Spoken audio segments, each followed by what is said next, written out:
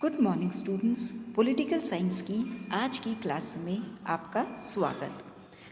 आज हम BA part 2 paper 1 America के संविधान, इसका इम्पोर्टेंस और सोर्सेस, इसकी बात करेंगे। देखो, अमेरिका का जो संविधान है वो विश्व के सबसे पुराना लिखित संविधान है और यह उसकी एक महान उपलब्धि है कि 1789 के अंदर जो संविधान का निर्माण हुआ था उसमें आज केवल मात्र 27 संशोधनों के बाद भी आज भी यह जो संविधान है ये जीवित है। अमेरिका का जो संविधान था वो संविधान जो है एक ऐसे अमेरिका के लिए बना था जो कि एक वीक स्टेट था, जो एक कृषि प्रधान राज्य था। वो संविधान आज भी उस अमेरिका पर लागू होता है जो दुनिया का द मोस्ट पावरफुल कंट्री है, इंडस्ट्रियलाइज स्टेट है, द मोस्ट डेवलप्ड कंट्री है। मुनरो के शब्दों में 100 वर्षों से अधिक से संयुक्त राज्य अमेरिका राजनीतिक परीक्षण की एक महान प्रयोगशाला के रूप में कार्य कर रहा है और विल्सन के अनुसार अमेरिकी संविधान जो है एक जीता जागता और उर्वर संविधान है। तो इसका जो महत्व है वो इसी बात से स्पष्ट हो जाता है कि अमेरिकी संविधान तमाम संघर्षों व टकराव के बावजूद भी आज जीवंत है और वो जो है अपने आप में एक आदर्श स्थापित करता है। अगर हम उसके महत्व की बात करें तो यह दुनिया का सबसे पुराना लिखित संविधान है। मैंने बताया कि इसका जो संविधान का निर्माण है 1789 में हुआ था। उस समय अमेरिका एक कृषि प्रधान देश था और आज अमेरिका अगर हम बात करें तो एक औद्योगिक देश बन गया है। फिर भी वह जो लिखित संविधान है वो आज भी जीवित है। अमेरिकी संविधान ने जो है एक डेमोक्रेटिक सरकार को एक आधार बनाया और जिस डेमोक्रेटिक गवर्नमेंट को उन्होंने आधार बनाया उसे दुनिया के अन्य देशों ने जब उन्होंने अपने संविधान का निर्माण करा तो उन्होंने भी जो है उसे अपना आधार बनाया। यह अमेरिका का ही संविधान था जिसने सबसे पहले जो नागरिकों के अधिकार थे उनके लिखित प्रावधान करे और ये अमेरिकी संविधान की एक बहुत महत्वपूर्ण विशेषता थी जहां उन्होंने जो है इंडिविजुअल राइट्स को जो है इम्पोर्टेंस दी और प्रथम 10 संशोधनों में जो है बिल ऑफ राइट्स जो है कॉन्स्टिट्यूशन में इंट्रोड्यूस किए गए। अमेरिकी संविधान ने जो है संघीय व्यवस्था का एक आदर्श नमूना प्रस्तुत किया। अमेरिका जो है एक विशाल संघ राज्य है। जब संविधान बना तो 13 राज्यों ने मिलकर इस संविधान का निर्माण किया था, लेकिन आज यह जो राज्यों की संख्या है वो 13 से बढ़कर 50 हो गई और ये जो संघीय संविधान है वो आज भी जीवित है। अगर हम इंडिया की बात करें तो इंडिया ने भी जो है संघीय व्यवस्था का सिद्धांत के जो बहुत सारे फीचर्स हैं वो अमेरिकन कॉन्स्टिट्यूशन से अडॉप्ट किए हैं। अमेरिका ने जो है शक्ति पृथक्करण के सिद्धांत को अपनाया। फ्रेंच विचारक मॉन्टेस्क्यू जो थे उन्होंने इस सिद्धांत का प्रतिपादन किया था और कहा था कि सरकार की जो लेजिस्लेटिव, एग्जीक्यूटिव और जुडिशरी की जो शक्तियां हैं, कार्यपालिका, व्यवस्थापिका और न्यायपालिका की जो शक्ति हैं उन्हें अलग अलग व्यक्ति या व्यक्ति समूहों के हाथ में रखी रहनी चाहिए। और अमेरिका ने जो है इस शक्ति पृथक्करण के जो सिद्धांत है उसे जो है नियंत्रण व संतुलन के सिद्धांत के साथ अपनाया। यानी यह जो शक्ति पृथक्करण का सिद्धांत था उसे उन्होंने, अगर मैं कहूँ तो, एक कार्य रूप प्रदान किया और इस सिद्धांत से ही जो है उन्होंने इंडिविजुअल लिबर्टी को भी प्रोटेक्ट करने की कोशिश की। न्यायिक जो सर्वोच्चता की बात है वो अमेरिकन कॉन्स्टिट्यूशन का एक बहुत इम्पॉर्टेंट फीचर है और हर अमेरिका वासी ये जो न्यायिक सर्वोच्चता और जो उनकी जो न्यायिक निरीक्षण की शक्ति, जो जुडिशियल रिव्यू की शक्ति जो अमेरिका ने अपने न्यायपालिका को दी है, उस पर गर्व भी वो जो है वो करता है। ठीक है, इसी के साथ साथ जो अमेरिका का जो एक कॉन्स्टिट्यूशन है वो एक सतत परिवर्तनशील संविधान है।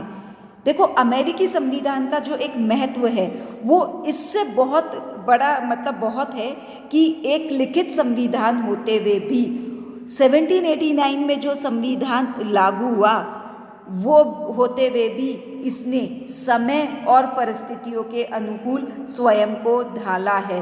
और एक अगर हम बात करें तो ये एक कंटिन्यूअसली चेंजिंग ऑर्गेनिज्म है, एक सतत बदलता हुआ संविधान है। अमेरिकी संविधान से जो है विश्व के बहुत सारे देशों ने जो है इंस्पिरेशन प्राप्त की है। बहुत सारे देशों को ने जब अपने संविधानों का निर्माण करा तो उन्होंने अमेरिका का जो संविधान था उसको आदर्श स्वरूप रखते हुए अपने देश के संविधानों का निर्माण करा। तो अमेरिका के संविधान ने जो है ये सिद्ध कर दिया कि लिखित संविधान होते हुए भी, पुराना संविधान होते हुए भी, यह जो संविधान है यह समय और परिस्थिति के अनुकूल बदलता है। ठीक है, और जो संविधान जो बनाया गया उसने अमेरिका का जो राष्ट्र है उसको समृद्धशाली और सुदृढ़ भी बनाया है। इस संविधान ने लोगों की स्वतंत्रता और सुरक्षा को मजबूत बनाया है और कुछ ऐसी अवधारणाएं दी दुनिया को जो अगर हम बात कहें नवीन तो नहीं है वो अवधारणाएं, लेकिन उन अवधारणाओं को कार्य जो स्वरूप देने की बात है वो उन्होंने की। तो 1789 के अंदर लिखित जो संविधान था आज उसका निरंतर विकास हो रहा है। और जैसा लॉर्ड ब्राइस ने भी कहा है कि जैसे अमेरिका के राष्ट्रीय जीवन में परिवर्तन हुआ है वैसे ही अमेरिका का संविधान भी बदल गया है। जनता की उस भावना में भी परिवर्तन हो गया है जिससे कि वह संविधान को देखती है। इसलिए जो है संविधान की अंतर्निहित भावना भी जो है वो बदल रही है। लेकिन इसकी इम्पोर्टेंस आप ये देखिए कि इतनी बदलती हुई समय और परिस्थितियों में भी मैंने आपसे जो कहा 27 कॉन्स्टिट्यूशनल अमेंडमेंट, केवल अगर हम बात करें केवल 27 संविधान संशोधन इसमें किए गए हैं के बाद भी आज ये संविधान उतना ही जीवंत है जितना कि 1789 में जब इसका गठन हुआ तो यह जब था। तो यह इस संविधान की अगर हम कहें तो सबसे बड़ी इम्पोर्टेंस है। अगर हम अमेरिकी संविधान के कुछ सोर्सेस को समझने की कोशिश करें, सोर्सेस से पहले हम इसका जो निर्माण है उसमें भी इजी निर्माण नहीं था। जैसा कि मैंने अपने पिछले व्याख्यान में भी आपको बताया था, बहुत सारे डिबेट और डिस्कशन हुए और इस डिबेट और डिस्कशन से जो है अमेरिकी संविधान का निर्माण हुआ। जो दो मेजर चैलेंजेस आए अमेरिकन कॉन्स्टिट्यूशन के निर्माण के लिए वो ये थे कि जो है जो अमेरिका का जो कॉन्स्टिट्यूशन था वो इस तरह से उसका निर्माण किया जाए जिससे कि अमेरिका को स्वतंत्रता भी मिले और उसके बाद जो है जितने भी जो कॉलोनीज़ हैं वो एक सूत्र में भी बंधे। और दूसरा जो था कि इसका स्वरूप कैसा हो, एक संघीय व्यवस्था को अपनाया जाए, डेमोक्रेटिक व्यवस्था को अपनाया जाए। तो इसके स्वरूप को भी लेके जो था बहुत डिबेट एंड डिस्कशन हुए। और इसके अंदर जो है संघीय व्यवस्था को लेकर तो इतना डिबेट और डिस्कशन था कि इसमें जो है कहूँ तो दो पार्ट्स बन गए थे, दो ग्रुप्स का निर्माण हो गया था, जिसमें एक ग्रुप तो एक स्ट्रॉन्ग सेंटर की बात कर रहा था जबकि एक जो ग्रुप था वो स्ट्रॉन्ग स्टेट्स की बात कर रहा था। खैर, फिलाडेल्फिया सम्मेलन में जो लिखित जो लिखित कॉन्स्टिट्यूशन हुआ, केवल अगर हम आज बात करें 1789 से आज अगर हम बात करें 2020 में भी, तो वो संविधान जैसा तब था वैसा आज नहीं है। समय और परिस्थिति के अनुरूप जो है अमेरिकी संविधान ने स्वयं को बदला है। और जो है जैसा लॉर्ड ब्राइस ने कहा है, जैसा राष्ट्र बदला है वैसे ही आवश्यक रूप से जो है संविधान भी बदला है।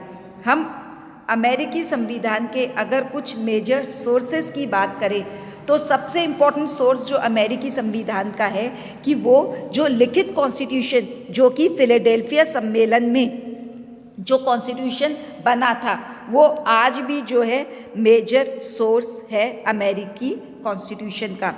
दूसरा अगर उसका इम्पोर्टेंट सोर्स है उसमें किए गए कॉन्स्टिट्यूशनल अमेंडमेंट। संविधान संशोधन जो है अमेरिका का जो फिलाडेल्फिया कन्वेंशन में जो कॉन्स्टिट्यूशन बना था उसमें 27 कॉन्स्टिट्यूशन अमेंडमेंट किए जा चुके हैं। यह अमेरिकी संविधान को समय और परिस्थिति के अनुकूल ढालने के लिए जो है ये संविधान संशोधनों की एक बहुत महत्वपूर्ण भूमिका रही है। प्रथम 10 संशोधनों से तो जो है अमेरिकन कॉन्स्टिट्यूशन में बिल ऑफ राइट्स इंट्रोड्यूस हुए जिसने कि वहाँ के नागरिकों को मौलिक अधिकार दिए। 13, 14 और 15 जो संशोधन थे तो जो अमेरिका में गृह युद्ध था उससे रिलेटेड थे। 17वें संशोधन में सेनेट के लिए प्रत्यक्ष निर्वाचन पद्धति को अपनाया गया। 19th कॉन्स्टिट्यूशनल अमेंडमेंट में स्त्रियों को भी जो है मताधिकार दिया गया, मतलब विमेन को भी राइट टू वोट दिया गया। 26 कॉन्स्टिट्यूशनल अमेंडमेंट में जो है वोटिंग एज जो थी 21 ईयर्स से घटाकर 18 ईयर्स कर दी गई। तो इस तरह से ये जो कॉन्स्टिट्यूशनल अमेंडमेंट हुए अमेरिकी संविधान ने उन्होंने भी जो है अमेरिकी संविधान को समय और परिस्थिति के अनुकूल ढाला। इसके साथ साथ कांग्रेस ने समय समय पर अधिनियम पारित करे। देखो अमेरिका का जो संविधान है उस संविधान में तो जो केवल है मूल ढांचे की व्यवस्था मात्र ही की गई थी और संविधान निर्माताओं ने जो है विस्तार की बातों के संबंध में जो है सारी व्यवस्था कांग्रेस पर छोड़ दी थी। कांग्रेस ने अनेक ऐसे अधिनियम पारित किए हैं जिसके आधार पर सरकार के अनेक अंगों के गठन, कार्यों और जो उनकी जो कार्य पद्धति है उसको निश्चित किया है। जैसे उदाहरण के रूप में अगर हम बात करें तो संविधान में जो है राष्ट्रपति के कैबिनेट के संदर्भ में कुछ भी नहीं कहा गया था, फिर भी कांग्रेस द्वारा पारित अधिनियमों में जो है कैबिनेट विभागों को नाम दिया गया और कैबिनेट विभागों के अध्यक्ष जो है इन शब्दों का प्रयोग किया जाने लगा। जिसे हम कहते हैं heads of executive department. Congress द्वारा पारित अधिनियम के अलावा कार्यपालिका में मतलब राष्ट्रपति का जो पद था उसने भी जो है संविधान के विकास में महत्वपूर्ण भूमिका अदा की। इम्पोर्टेंट प्रेसिडेंट्स रहे जैसे कि जैक्सन, लिंकन, रूजवेल्ट जिसमें थियोडोर रूजवेल्ट या फ्रैंकलिन रूजवेल्ट, उन्होंने अपनी कार्यपालिका जो शक्तियाँ थी उसका प्रभावपूर्ण ढंग से प्रयोग करके व्यवस्थापिका और प्रशासन दोनों पर ही अपना नेतृत्व स्थापित किया। मैंने आपको बताया कि अमेरिकन कॉन्स्टिट्यूशन में मंत्रिमंडल का उल्लेख नहीं है, लेकिन जो फर्स्ट प्रेसिडेंट थे अमेरिका के वॉशिंगटन, उन्होंने ही मंत्रिमंडल की रचना की और परामर्श लेने लगे। तभी से जो है अगर हम बात करें मंत्रिमंडल जो है शासन का इम्पोर्टेंट अंग बन गया। जो एक और मेजर सोर्स है अमेरिकन कॉन्स्टिट्यूशन का वो है वहाँ की न्यायिक व्याख्याएं। देखो अमेरिका के संविधान के विकास में सर्वोच्च न्यायालय की भूमिका जो है वो बहुत महत्वपूर्ण रही है।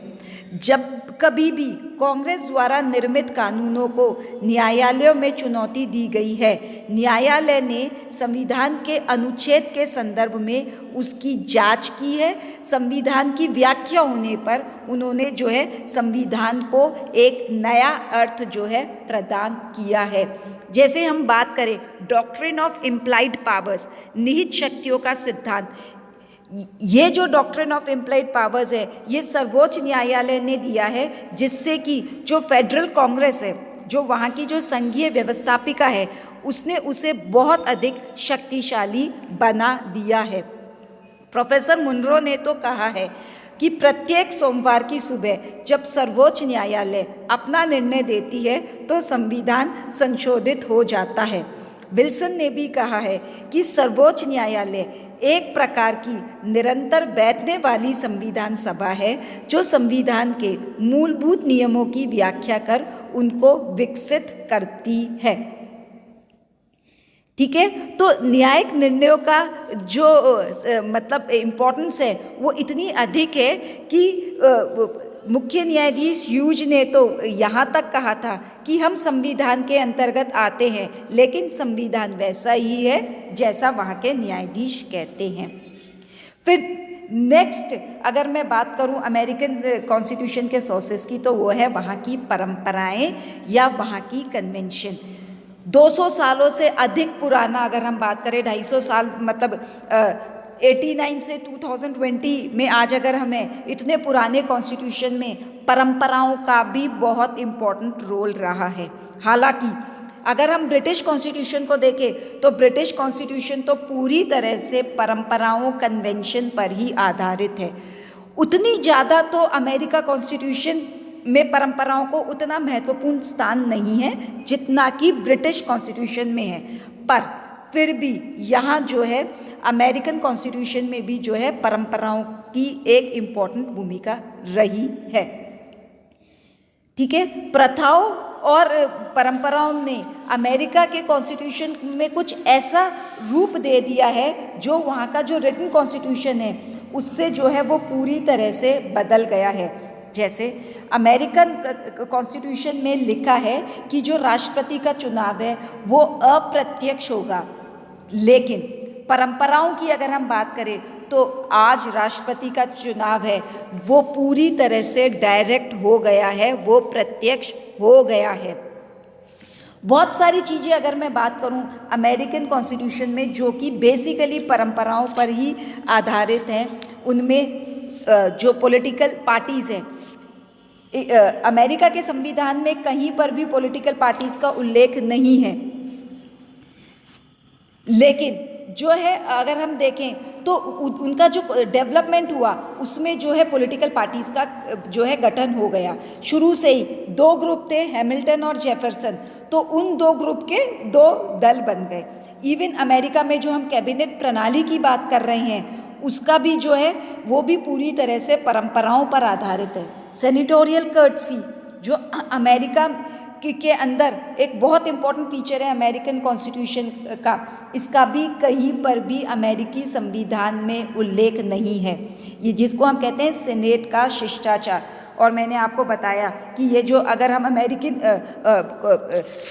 अमेरिका के प्रेसिडेंट के इलेक्शन की बात करें तो आज भी जो है अमेरिकी संविधान में उनका जो चुनाव है अमेरिकी प्रेसिडेंट का, वो चुनाव जो है अप्रत्यक्ष प्रणाली से है कि जनता जो है एक इलेक्टोरल कॉलेज का निर्माण करती है और जो है वो इलेक्टोरल कॉलेज जो है अमेरिका में राष्ट्रपति और उपराष्ट्रपति को चुनता है। लेकिन परंपराओं ने जो है इस पूरा जो एक फीचर था indirect election of president of America उसको पूरी तरह से डायरेक्ट बना दिया है।